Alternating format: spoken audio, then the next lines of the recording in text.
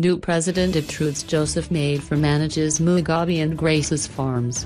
NORTON MP Temba Mliswa lampooned former Agriculture Minister Joseph Maid, saying during his tenure he spent time managing former President Robert Mugabe and his wife Grace's farms instead of inspecting government agricultural projects at different institutions in the country.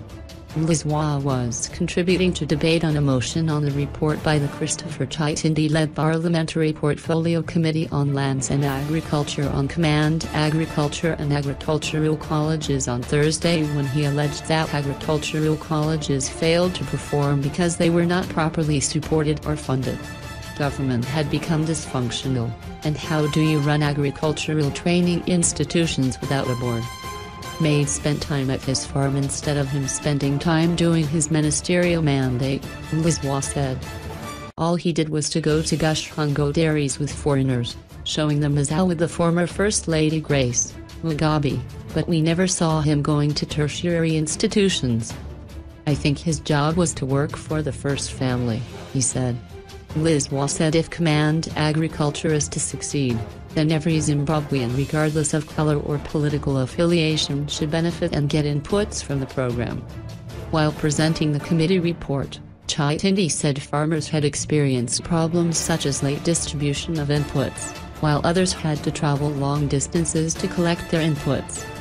For example, NORTON farmers collected their inputs from Dlathu, while Umzingwe farmers collected inputs from Filabusi and Wanda. There was also a negative perception on command agriculture, with one ward in Kwek where only 3 people took up the program, while others said they feared joining it because of the consequences that will be meted by the military if they failed to deliver, he said.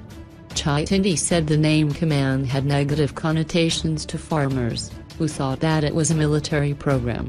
Southern MP, Gift Chimanikire, MTCT, said there is need for farmer training before people are given huge tracts of land to do farming. He said the ruling party should desist from selective distribution of farm inputs, where opposition supporters were excluded from the presidential input scheme or command agriculture. Uzumba MP, Simbainudamaderekwa, ZANU PF, said there is need to ensure fertilizers and herbicides are affordable. He said it is imperative for the government to come up with a policy to ensure supermarkets get their vegetable supplies from local farmers.